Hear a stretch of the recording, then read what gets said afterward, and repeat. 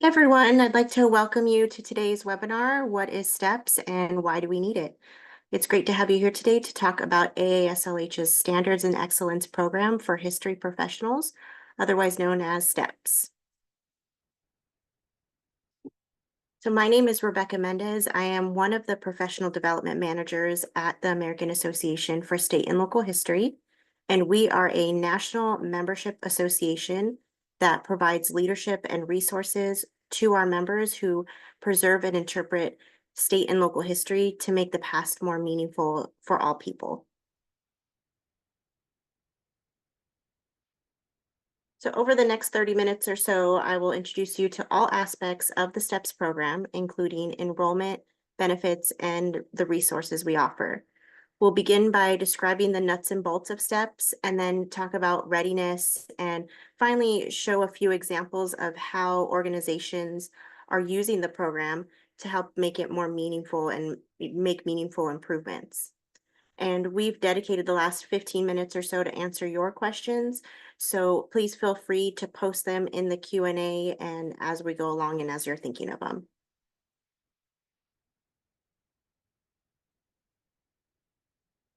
So the work that needs to be done in our museums, in our nation's museums is endless, and that's something we all know. However, our energy and resources are not unlimited. So assessment programs like STEPS are valuable tools for moving an organization forward because they provide a structure for helping everyone within an organization move in the same direction towards a set of common goals. Organizations that connect their planning, decision-making, and fundraising to an assessment program like STEPS and to national museum standards gain credibility. Funders like to know that a long-range plan is based on something that can be justified and that your organization's progress can be measured. And you'll have a much easier time articulating your goals and your successes when you could connect them to the same benchmarks that museums across the country are also striving for. So what is STEPS? The Standards and Excellence Program for History Organization, or STEPS, is an assessment program offered by AASLH. Its development was a grassroots effort by the field for the field. We had more than 135 volunteers from 37 states help create this program. And in early 2020, we had another 65 volunteers help us update the workbook. So STEPS is a self-study program open to any museum, historical society, historical site, house museum, or any related organization. It's intended for small to mid-size organizations that do not feel ready for a complete assessment program. But also larger museums will find the program helpful as well and use it as a checklist and a training tool. And unlike other assessment programs, STEPS does not have an application period, nor does it have any deadlines. It is completely flexible on how you use the program, and we're going to talk about that in a few minutes. So STEPS was first introduced to the field more than 10 years ago, and over 1,000 organizations have enrolled in the program. And as I mentioned, STEPS has no deadlines and no application, and it is completely self-paced. There is a one-time fee of $195, and enrollees must maintain an AASLH institutional membership to have access to the resources and to receive their certificates. The STEPS workbook and access to the community website are included in the fee, as well as the opportunity to earn progress certificates there as well. And I'm going to talk about those a little bit more detail later as well. And organizations can actually enroll online on our website at aaslh.org by phone or by printing and mailing the enrollment form. And you'll find a PDF copy of the enrollment form in your dashboard after this webinar.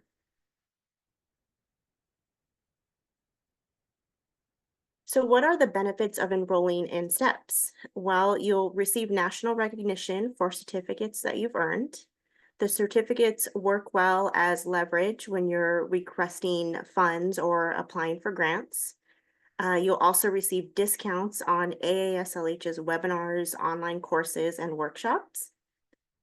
And you'll be given the tools needed to assess your association's overall functions and be able to start conversations with your board and staff so that you could work together to improve your organization. So whether your organization works on steps within a group or alone, it can make significant progress without spending a lot of money. So many of the suggested changes in the STEPS program involve communication, planning, and consensus building instead of money.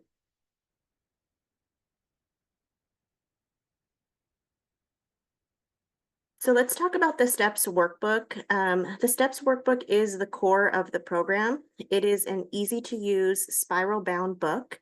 There are 6 standard sections and you could address them in any order, but we do always recommend starting with the first section, which is mission, vision, and governance. A nice benefit of the workbook is that it documents an organization's progress, which is really valuable when they're transitioning in, paid and unpaid staff, as well as with different board members. And our workbook was updated in 2020, and it does have new content about inclusion, equity, accessibility, digital collections, financial management, fundraising, and a lot more. The workbook also uses a learning taxonomy of action verbs that help your organization understand what is being recommended. And I'll show you some examples of that too. So here's an example of the workbook. Starting on the left, you'll see the National Museum Standard and then a self-assessment question, and then a specific recommendation on the column on the right, which we call performance indicators.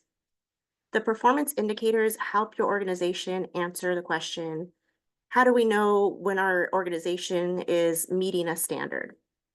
The boxes that you cannot check off are opportunities for improvement. So you could easily move those items to your list of annual goals or other planning documents.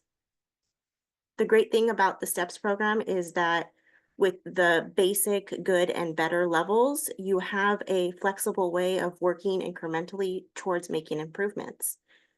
And AASLH understands that not every organization is going to be able to reach the gold level in every part of the workbook. But with steps, you can at least know what you're striving for, and instead of just guessing what the expectations are for museums.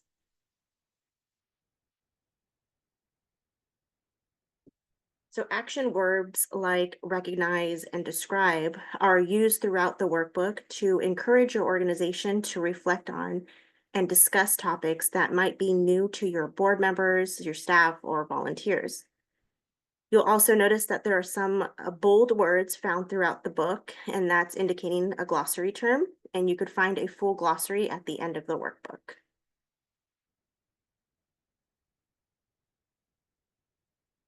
So there are 2 different ways to tackle the sections, the vertical method and the horizontal way. Each section of the workbook stands on its own, so you can start with any section you prefer and work through it, whatever method works better for your team. However, as we mentioned previously, we do recommend starting with the mission, vision, and governance section first. So the vertical method allows you to focus on each standard completely and work through the basic, the good, and the better performance indicators per section. So if you would like to earn bronze, silver, and gold certificates in one section before moving on to the next, the vertical method is the one that you would use. The horizontal method is where you work to earn bronze certificates in all sections, and then move on to earning silver, and then so on to gold. I personally like the horizontal method best because it can fairly quickly elevate your organization to the basic level, and many performance indicators are about awareness as opposed to doing something. So by working through all 6 sections in the workbook at the basic level first, you have the ability to fill in some important gaps early. And for example, you might learn early on that your organization is in need of a collections management policy. So this method also helps people from getting overwhelmed, so they don't fixate on good and better performance indicators that might seem difficult to reach at the moment.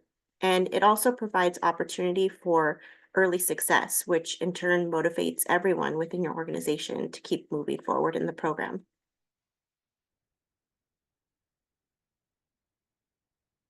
So here is a list of topics that we address in each section.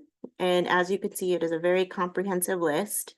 And you could take a closer look at the list as you get your slide deck in the dashboard after the webinar.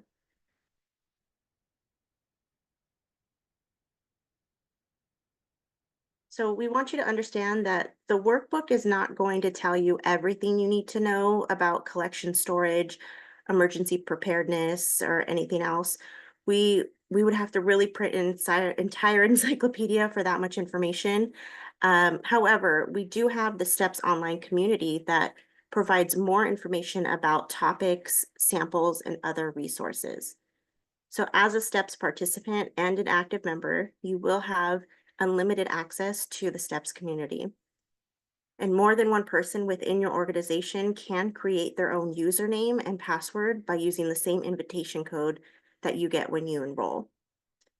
The community page offers lots of sample forms, policies, job descriptions, and many other resources. There's also a discussion forum, and there are free webinar recordings.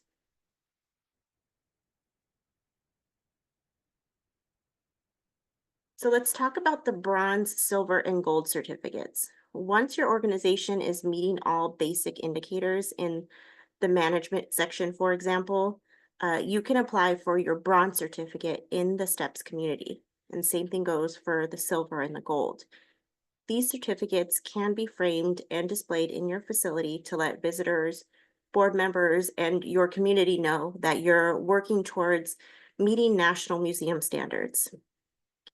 And as I mentioned before, the certificates work well as leverage when you're requesting funds, applying for grants, and justifying why you need X amount of dollars for equipment, new exhibits, more staff, more storage materials, anything like that. I do want to clarify, however, the difference between a certificate and a certification. So STEPS certificates recognize completion of a section of the STEPS workbook at either the basic, good, or better levels. They are earned on the honor system. Therefore, they do not grant certification, a seal of approval, or an endorsement.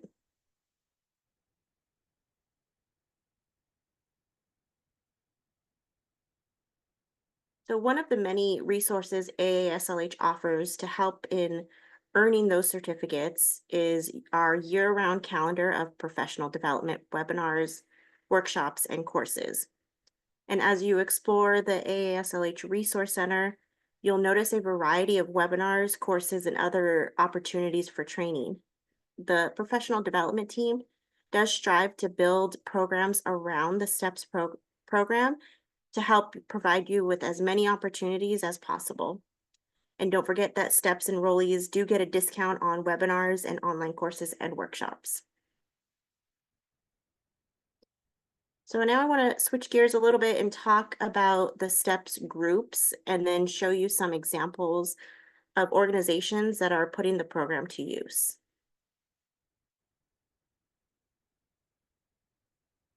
So during the pilot phase of the STEPS program, one very valuable thing that we learned here is that STEPS participants find working in a group to be especially helpful. And in a support group or community of practice model, it offers a accountability mechanism and shared learning and networking and camaraderie. So AASLH believes that participation in a state-based or other STEPS community of practice offers the best opportunity for organizations to make meaningful progress in the self-study program. Some states actually have groups, and those are some of the states that, off the top of my head are Connecticut, Ohio, Iowa, and Tennessee, and they're all different. Some are informal and meet once or twice a year. Others are really well structured and funded, like Connecticut, which is funded by a state humanities council. And they actually have a series of workshops, mentors, and on-site visits. And Iowa has a really wonderful program as well. Your handouts in the dashboard will actually give you more information about STEPS groups. So the second part of the title of this webinar is why do we need STEPS? So here are some questions you and others within your organization can ask as you're thinking about considering enrolling in the STEPS program. So it's not uncommon for organizations to find itself in a rut, sometimes for many years. And if you believe that your organization is in a rut, I encourage you to think about an assessment program to help your organization refocus and climb out of that rut and get moving again. And there are many different reasons an organization can fall into a rut, and it can happen for many years or even decades. So in small organizations, it can feel like you have too much stacked against you and there's not enough staff or volunteers or not enough funding. And sometimes we just get focused on the day-to-day tasks instead of looking at the overall big picture.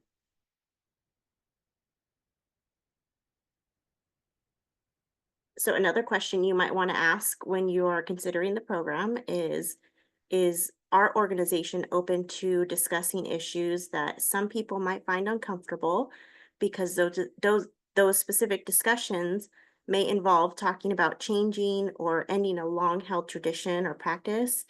It's the old, that's just the way we've always done it problem.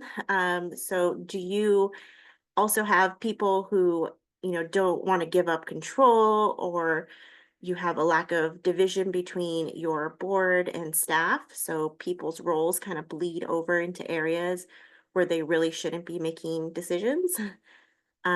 These things can be really uncomfortable and difficult to talk about and to really address. And with an assessment program like STEPS, it could help you do that. So long as you're open to having those discussions, it could help open the doors to those discussions. And as part of the program, we have these fictional stories that are based on a fictional historical society, and it's called Middletown Historical Society. And these stories deal with things that go wrong in Middletown, and there is one for each section of the book. And what's nice about these stories is that you can use those to open up your discussion within your organization. And in talking about a fictional group and what they might do to solve their problem or move past an obstacle, you can actually identify things that your organization might want to try. And sometimes it just takes talking about a fictional scenario to help you move past some issues within your own organization.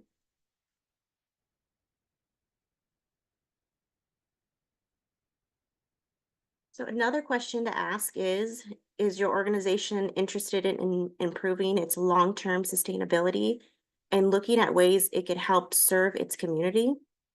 An example of that is the Black Heritage Society of Washington State.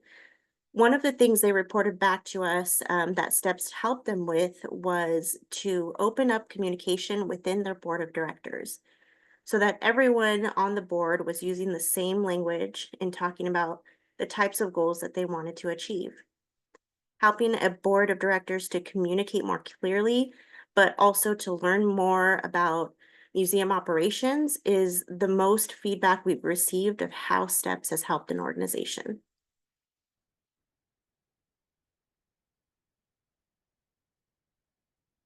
Another question is, are you willing to take a closer look at your policies and practices?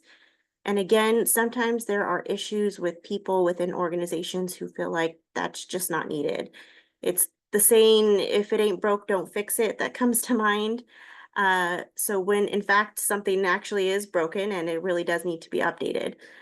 So another example of this is the New London Public Museum in Wisconsin, who reported back to us that their board of directors had a better understanding of how museums worked as they went through the STEPS program. They also reported that their strategic plan became more meaningful as they based it on STEPS. They had a plan that not only helped them to accomplish some goals, but they also wanted to accomplish, but they also could tie those things back to steps, and that moved them forward in the program so that they could earn their certificates. They even actually began structuring their board agendas around steps so that there were reports on how the organization was progressing in steps. And they would also spend time reviewing a section in the workbook that would help them educate the board on aspects of operations, whether it was management or mission, vision, and governance. They tried to spend as much time with the board addressing that so that people could learn more about how the museum operated.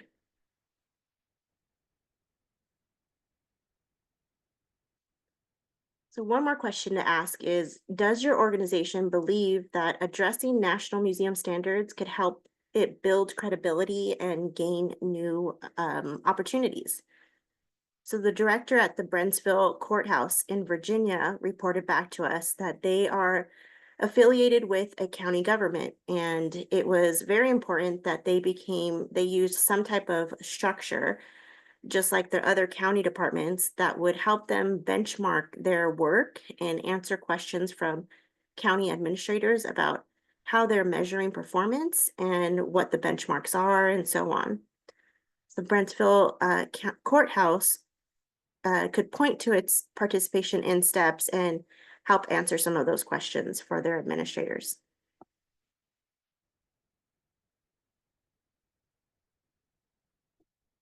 So lastly, I want to take a few minutes before we move on to our question and answer to show you the Essex Historical Society in Connecticut and what they've been able to accomplish. So this is a group that is working within the STEPS Connecticut group. And so they did have the benefit of the Connecticut Humanities as a facilitator and as a guide as they went through the STEPS program. So the Essex Historical Society reported back that they spent a lot of time in the beginning on writing their mission statement and rewriting it and going over their bylaws and crafting a vision statement for the first time. And they reported back that they now believe that their organization's activities and goals are based on those documents. This can be a huge step in helping an organization maintain its focus on mission related activities. Another thing that they talked about was space allocation. They had an empty first floor, but they were renting off storage space offsite. So again, it was something that they knew they needed to talk about, but there were such differing opinions that made it difficult to even begin the discussion. So STEPS provided the foundation for those awkward discussions, and they were able to come to a resolution that it was time to stop paying for offsite storage and use the space that they had. They also came to an agreement with the board that moving the office spaces from the second floor to the first floor would improve their visitor and volunteer access.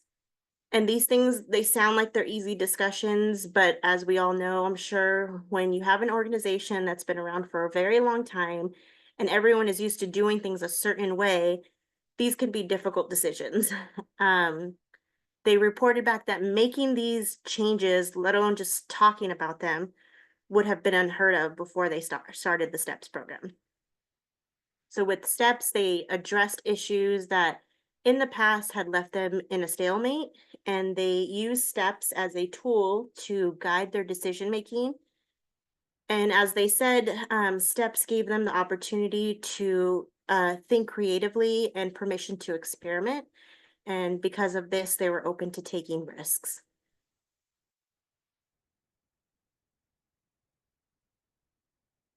So lastly, I want to share with you what Tori Mason said about those who are interested in the STEPS program. And Tori is the curator at Grassmere Historical House, which is a part of the Nashville Zoo. And she says, just do it. You will likely be able to check off more boxes than you think is possible. And the STEPS workbook is wonderful at helping you identify what is important and what you need to focus on. So when she enrolled her organization in STEPS, This was a historic site run by a zoo administration, and they had no collections management. They may have had some donor forms, but they didn't have a collections management policy or any type of collections registration or catalog system.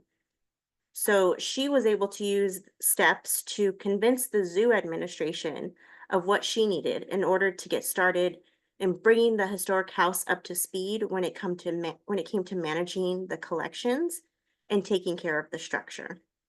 So as Tori said, you'll probably be able to check off more boxes than you think when you start.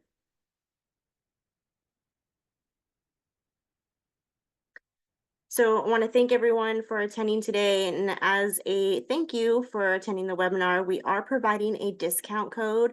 And with this code, you could save $25 off of your enrollment fee if you enroll by August 25th, or excuse me, 26th.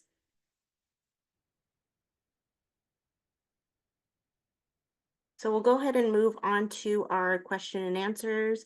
And we do ask you to put your questions in the Q&A box. It just makes it a little bit easier for us to track them and to answer as many as possible.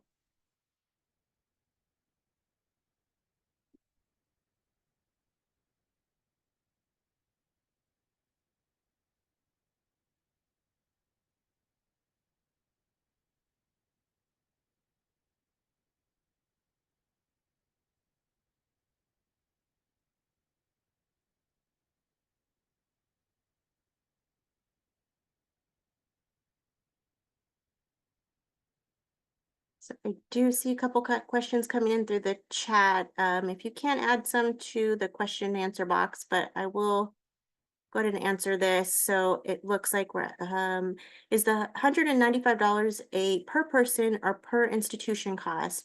How many workbooks do you receive? So that's a really good question.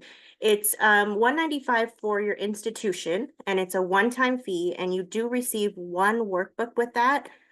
You do have the option of purchasing additional workbooks if you'd like.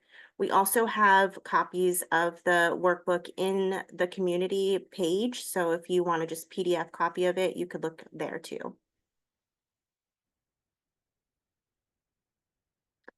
The other question I saw was for the online community, is that limited to a certain time period? So the online community, you have access to it as long as you have an active AASLH membership, the institutional membership. So you'll have access as long as you have an active member. Is the STEPS program a prerequisite for other AASLH certifications? No, it is not a prereq.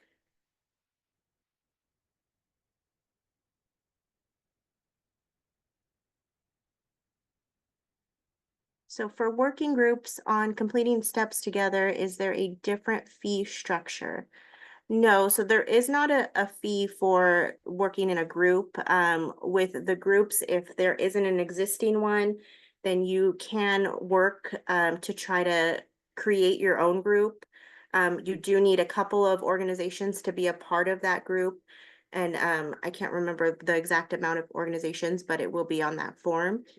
So if you are interested in starting a group, we could definitely discuss that when you're ready.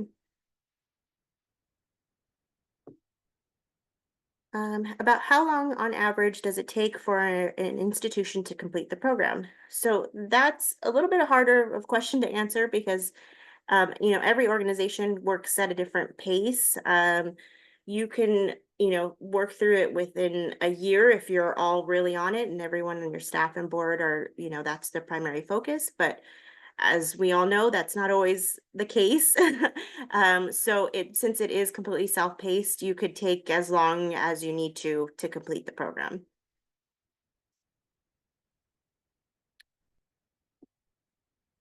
Let's see.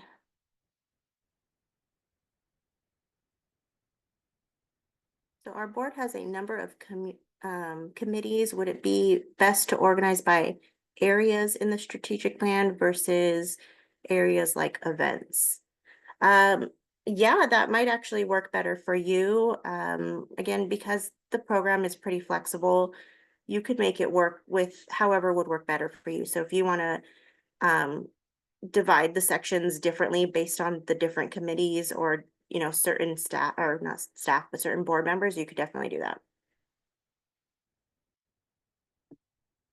So what is a good strategy to convince the board to engage into the program? So we do offer some sample pages of the workbook. So if you need help to convince them that, we need funding for this, you could show them the sample pages. You can send them, this webinar and show them what the STEPS program can really do to help your organization. And just really just showing them what is needed within your organization and that you have a program that's accessible to you that you can use, that might be helpful for you.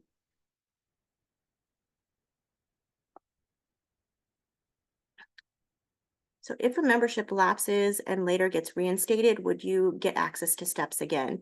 Yes, you do. So we know that sometimes that happens in memberships lapse, but you will have access to the community once your membership is active again.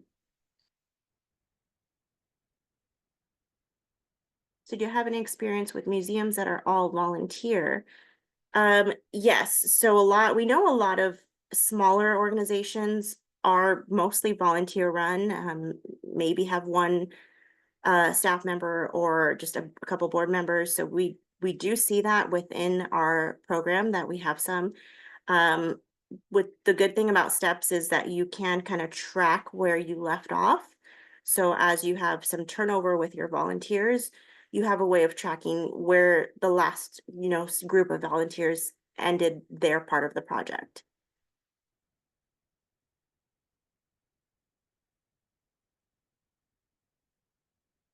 So does AASLH have any grant programs? Is STEPS a requirement to receive funds? No, so we don't offer any grant programs, but we do know that there are a lot of grant programs that are offered within your own local community or in your state. So I would do a little bit more research to see. And if you are trying to apply for a grant, then you could say, part of the grant is we want to do this assessment program to meet better standards for our organization.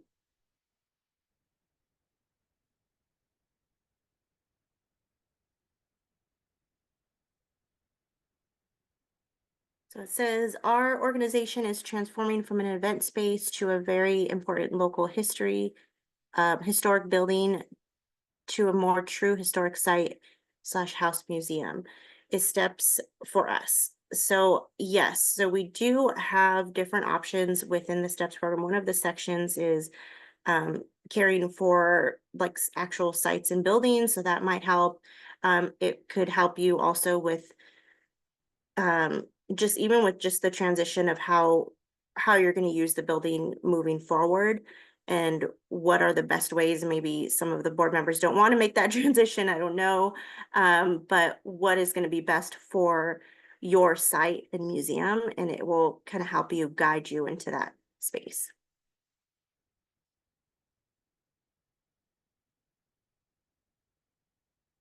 So can steps get a museum ready for formal accreditation? Um, it could help with just showing that you've taken, no pun intended, but the steps to work towards what you are trying to get an accreditation for. So if you have that baseline of we've already done these things to get us ready for this larger formal accreditation, it'll only help you.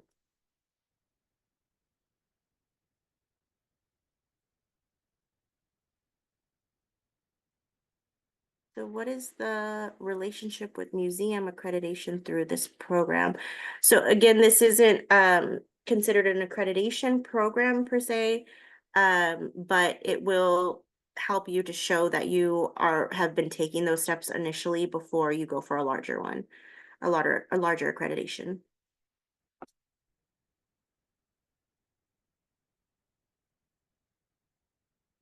So it says you mentioned downloaded materials. I'm particularly interested in organizations in my state that may be working through the STEPS program.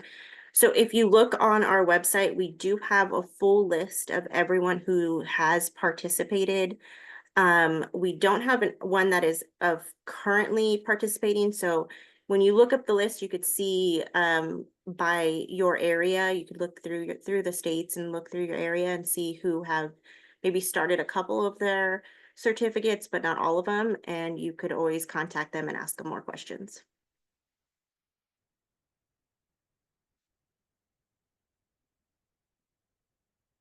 So I do see the county, 3 county heritage area interested in facilitating a STEPS group potentially. So Emily, that's great to hear. If you do have more questions after you read the page that's in your dashboard, just go ahead and contact me and we could look into that further.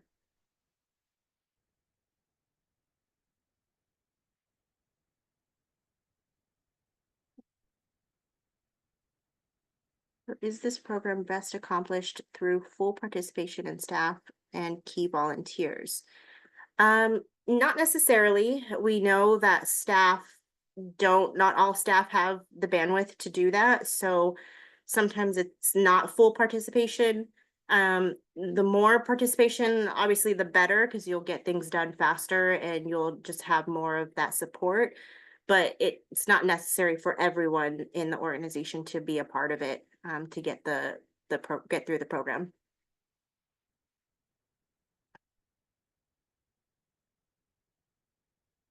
So does STEPS have a list of best practices that you can share? So I mean, I shouldn't say we don't. Most of the workbook is showing you best practices and going through what best practices are for each section. And it kind of just leads you to answering these questions of what are we doing? How can we do it? What is the next steps for those things?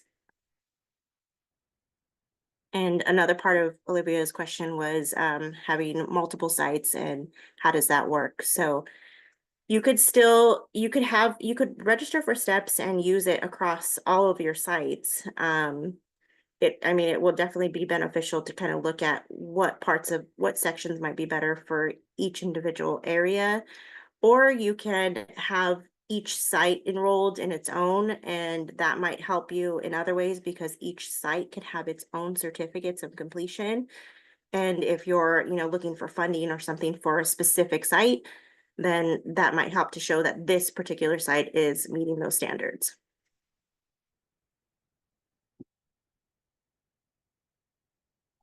Okay, and Sean was asking for the promo code, so I'm going to go back to that page for that.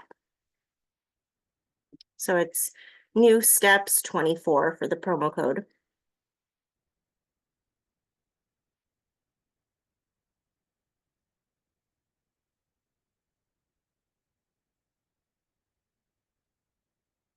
Okay, I'm just checking through the chat, making sure there's no other questions that we missed.